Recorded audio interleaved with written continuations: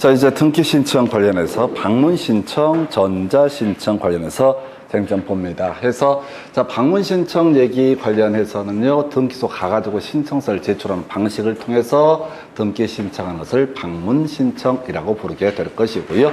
이게 이제 엽기적인 문제가 하나 나왔었어요. 신청서의 작성 방법이라고 해서 보게 되면요, 자, 서명 날인, 날인 또는 서명, 기명 날인 하거나 서명 이런 표현 나와 있고요. 그다음에 간인이라거나 여러 장일 때 간인이라는 것을 해야 되는데 이때 간인을 함에 있어서는 한 사람만 간인을 해도 된다. 뭔 소리냐면 갑이라는 사람이 소유하고 있는 부동산을 을과 병과 정과 이런 세 명한테 공유로 팔게 된다라고 했을 때 이게 이제 여러 개의 신청 정보가 되게 된다라고 했을 때 이때 간인은 여러 명이 다 해야 될 것이 아니라 어떻다 한 명만 간인을 해도 된다. 그래서 한 10명 돼버리면 개판될 거 아니에요. 그래서 요 얘기인데 이게 이제 문제가 더러웠던 게 또는 이거나라고 하는 것을 및 이런 식으로 해서 틀리게 뽑았어요. 이건 이제 아무런 의미가 없습니다. 그래서 우리가 공인중개사법을 보게 되면 확인설명서, 거래계약서라고 하는 주제가 나오게 될 것이고요. 그래서 이 확인설명서하고 거래계약서만 뭐가 된다? 서명 및 날인이고 나머지는 다 뭐가 된다? 서명 또는 날인 이렇게 가는 거예요. 그래서 이걸 이제 이고 이런 식으로 장난쳤는데 이런 문제는 학원 강사도 풀 수가 없습니다. 말장난한 문제였었고요. 대신 반드시 기억하실 주제 이미 답이 됐는데 앞으로 중요한 쟁점이 될 게 전자표준 양식. 이거 아무것도 아니고 등기소에 가게 되면 등기부, 등기소에 컴퓨터가 있고요. 거기에 컴퓨터 파일이 있게 됩니다. 그래서 이 파일이라고 하는 거에다 타이핑을 해서 출력을 해서 내는 것을 가리켜서 뭐라고 한다? 전자표준 양식이라는 용어를 쓰게 됩니다. 그래서 용어상 전자란 말이 들어가니까 전자신청처럼 오인할 수 있습니다. 전자신청이 아니에요. 이것도 결국은 방문 신청의 일종이다. 다시요. 제가 텍스트를 보는 게 아니라 전자표준 양식이라고 하는 거 봐봐요. 그냥 방문신청 써있잖아. 방문신청의 유형에 뭐가 있다? 전자표준 양식에 의해서 여기다가 입력을 해서 출력을 해서 등기소에 제출하게 되는 것을 뭐라고 한다? 전자표준 양식에 따른 등기신청. 그래서 이 전자표준 양식에 따른 등기신청은요, 자격자 대리인이 아닌 사람도 어떻다?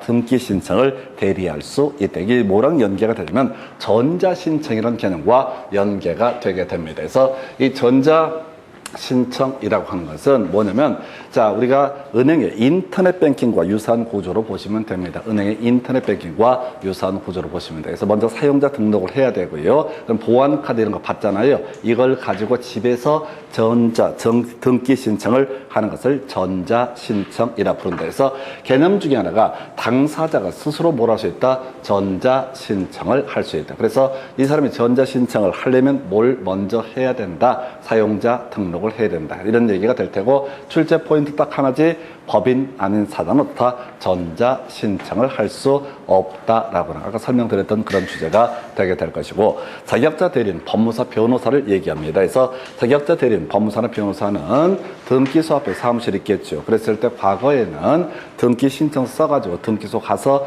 등기 신청을 대리했었는데 이제는 굳이 그럴 필요 없이 어떻다? 자, 자기 사무실에 앉아서 등기 신청을 대리할 수 있다. 이유는 자, 갑이라는 사람이 어떤 이유가 있어서 사용자 등록을 해놓은 상태가 되겠습니다. 그리고 을이 친구야. 을이 이번에 부동산에 관련된 등기 신청을 할 때 자기 아이디로 을을 위해서 전자신청을 대리하는 것, 이것은 어떻다? 허용되지 않는다. 을이 전자신청을 하고 싶으면 자기 이름으로 따로 이 아이디를 만들어서 어떻다? 전자신청을 하게 되는 것이지. 자, 갑이 을에게 대리권을 수여받아서 자, 컴퓨터로 해주는 것은 허용되지 않는다. 이 얘기를 가리켜서 자격자 대리인이 아닌 다른 자격자 대리인이 아닌 사람은 다른 사람을 대리해서 전자신청을 할 수가 없다라는 얘기가 나오게 됩니다. 그래서 굳이 법무사는 뭘 할 수 있다? 당연히 그게 직업이다 보니까 다른 사람을 위해서 뭘 할 수 있다?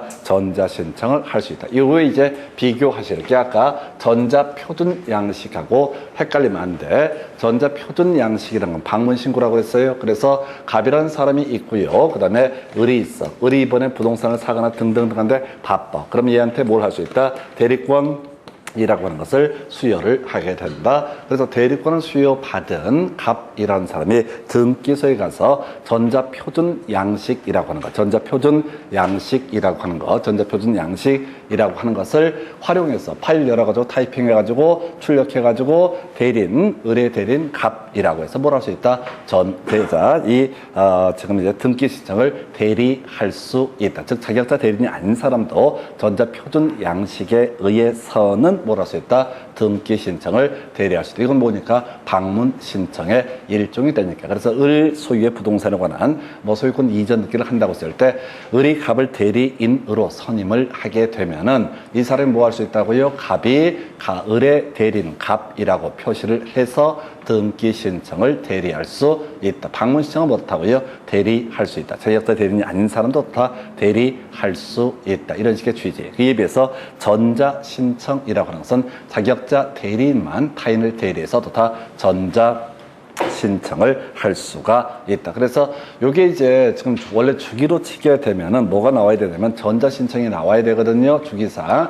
과거에 전자 신청 나오다가 29회 때만 엽기적으로 방문 신청이라고 하는 것이 하나의 이슈가 됐었고요. 그래서 지금 기억하실 주제는 전자 표준 양식. 이 얘기는 무조건 외워야 돼. 이미 한번 답이 됐는데 그대로 또 낼 수가 있고요. 전자 신청과 관련해서는 포인트가 뭐가 된다? 법인 아닌 사단이라는 사람은 다 전자 신청을 할 수가 없다. 이게 이제 비슷한 맥락이 뭐가 있냐면은 공인중개사법 파 들어가서 간단하게 한번 체크를 해 보이실 게 뭐가 있냐면은 여러분 교재 공인중개사법 가서 몇 페이지 143페이지 가서 보게 됐습니다. 그래서 자 143페이지 부동산 거래 전자계약이라는 주제가 나와 있습니다. 그래서 143페이지 부동산 거래 전자계약이라고 하는 거. 자, 그래서 이 부동산 거래 전자계약이라고 하는 거. 자, 이렇게 되어 있습니다. 그래서 법인 아닌 사단은 전자계약에 있어서 거래 당사자가 될 수가 없다라고 하는 거. 이건 이제 특정할 수 없어서 그렇습니다.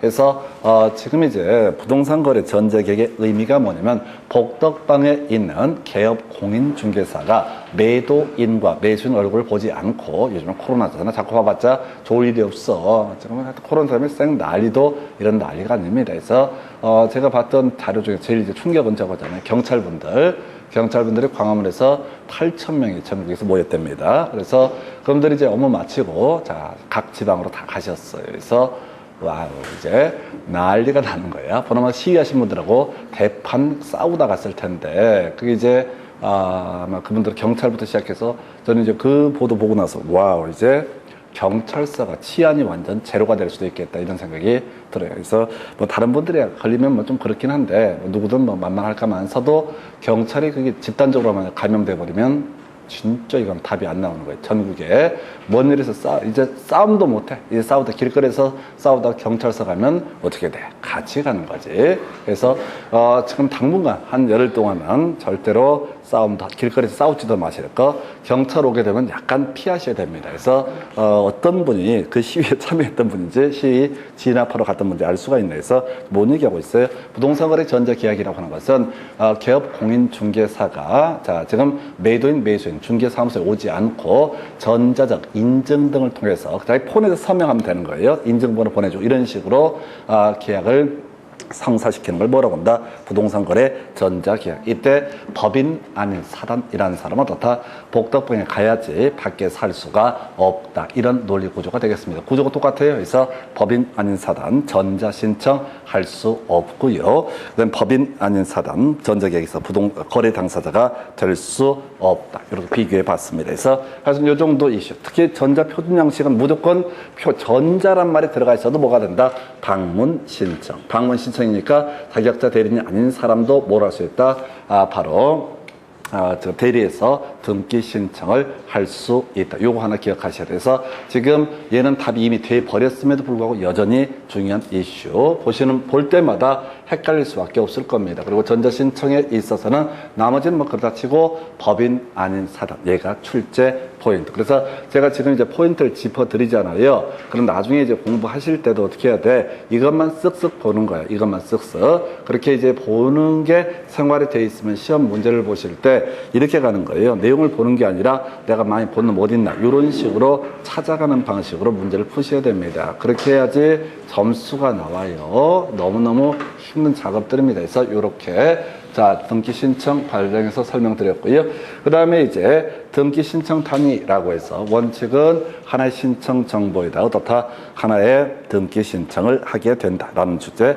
자, 공동 저당이라는 개념 나와야 되죠. 자, 하나의 채권을 담보에 내기 위해서 여러 개 부동산에 대해서 하나의 저당권을 설정하는 것. 이걸 우리가 공동 저당. 그래서 이 공동 저당의 노인의 포인트는 같은 등기소 관할 내에 여러 개 부동산에 대해서 일괄 신청할 수 있다. 여기서 바로 파생되는 주제가 자, 만약에 5개 부동산을 담보로 해서 저당권, 공동 저당권을 설정을 하게 된다라고 전제가 되게 되면은 이때는 어떻게 된다고요? 자, 지금 나중에 그 중에 하나를 빼려면 어떠? 일부 취하할 수 있다 해서 23회 때 나왔던 게 바로 일부 취하가 나왔었거든요. 최근에 나왔던 게 일괄 신청 관련해서 관할이 똑같았을 때만 어떻다? 자, 같은 등기소 관할일 때만 일괄해서 등기 신청을 할 수 있다. 이 얘기할 때는 항상 같이 기억할게. 공동 저당이라고 하는 거. 여러분 교재 몇 페이지에 나와 있냐면 교재 256페이지 공동 저당 딱 하나만 출제 포인트입니다.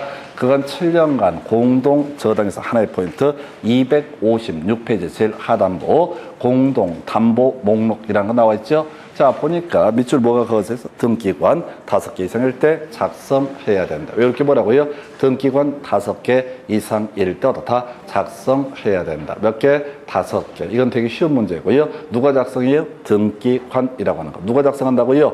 등기관. 그래서 이게 8년 전 등기법 하에서는 이 공동담보 목록이라고 하는 것을 등기관이 작성하는 게 아니라 누가 신청인이 작성을 하게 돼 있었거든요. 그래서 요건 개수 5개를 2개, 3개 이렇게 틀리게 나왔던 바가 있었고, 그 다음에 또 하나가 자, 등기관 대신에 등기 신청인이라고 하는 거. 등기 신청인이라고 이렇게 장난을 친 바가 있습니다. 다시 돌아와요. 그래서 그냥 그 정도 이제 보셨고, 그 다음에 이제 관할, 부동산의 소재지를 관할하는 등기소에서 그 등기 사무를 담당하고요. 한 번 나왔던 거죠. 대법원장은 자, 관할, 위임, 관할에 대해서 어떻다? 위임할 수 있다. 큰 쟁점은 되지 않습니다. 다른 등기소에 위임케 처리할 수 있다. 그 다음에 이제 아까 한번 봤던 얘기 나와 있었죠.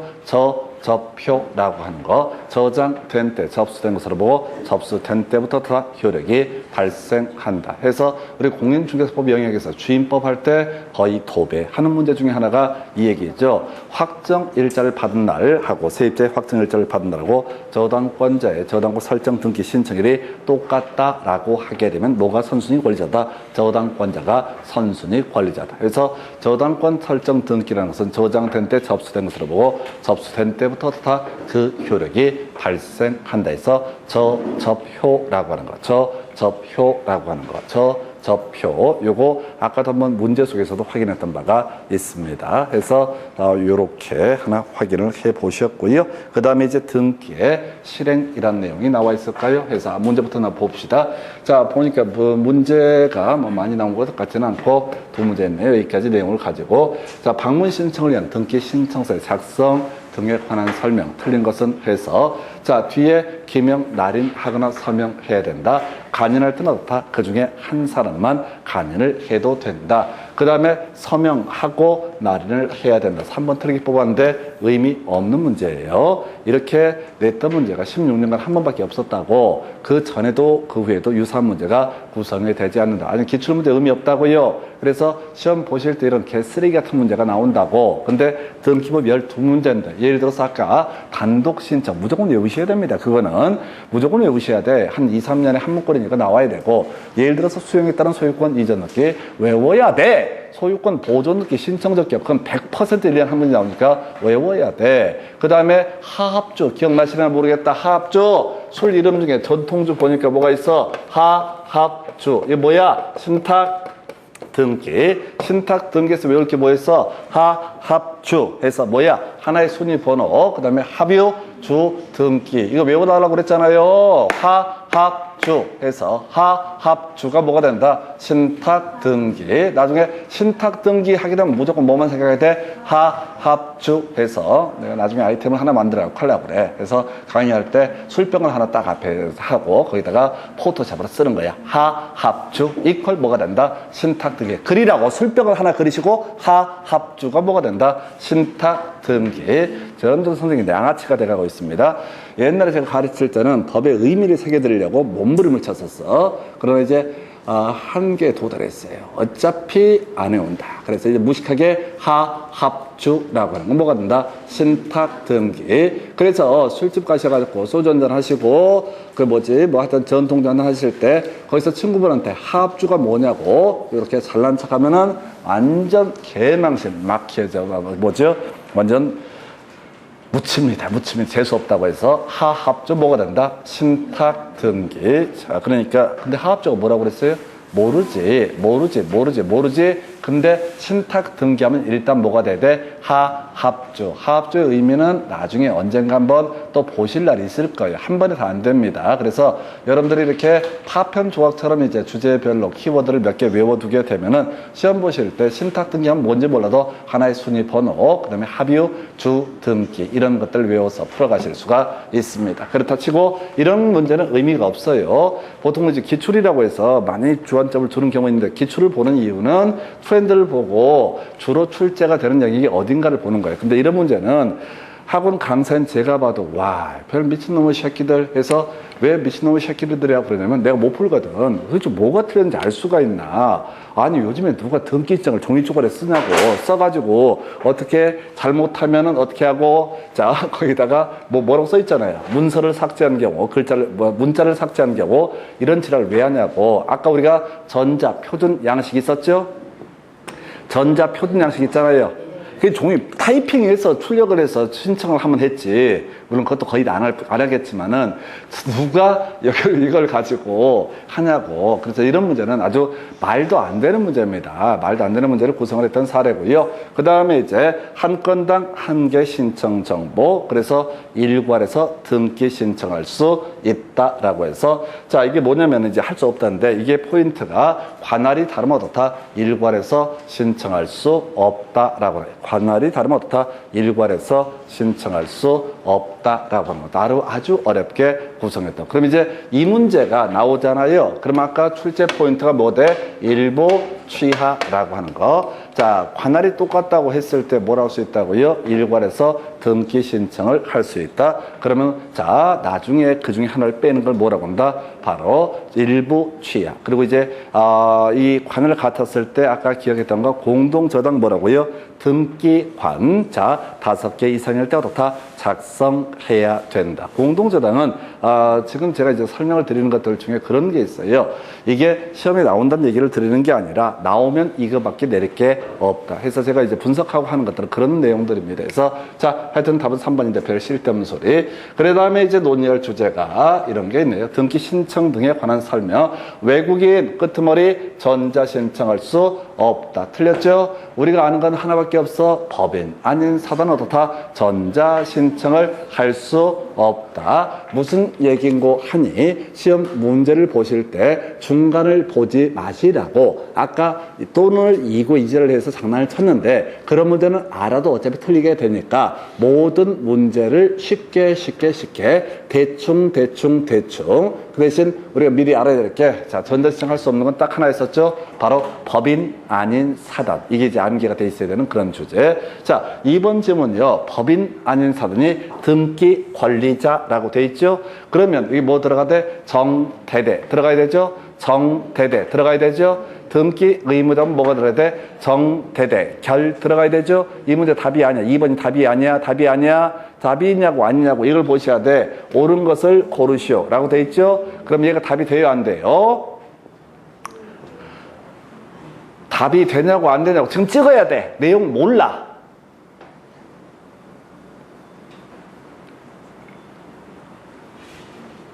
읽어보지 마세요. 읽어봐봤자 모르긴 마찬가지예요. 답이 될 것 같아요? 안 될 것 같아요? 안 돼요. 결이 나와야 된다고. 틀리든 맞든 뭐가 나와야 돼? 결. 아니, 내용을 보지 마시고 법인 아닌 사단 나오게 되면은 출제 포인트 다시 봅시다. 법인 아닌 사단, 등기 당사자 적격이 있다. 등기 신청할 때 대표자는 관리인 신청한다. 법인 아닌 사단은 전자 신청을 할 수가 없다. 법인 아닌 사단의 첨부정보, 정대대, 이거는 뭐가 된다? 정대대 결이라고 말씀을 드렸었죠? 그죠? 그럼 이 문제 답을 구성을 하려면 옳고 그르를 얘기하는 게 아니야. 뭐가 들어가야 돼? 결. 결이 들어가면 틀리든 맞든 얘가 뭐가 된다고요? 답이 된다고요. 아니, 법인은 사단 관련해서 첨부정보라고 그래서 등기 권리자가 되는 경우 뭐가 필요하다? 정대대 등을 첨부정보로 제공해야 된다.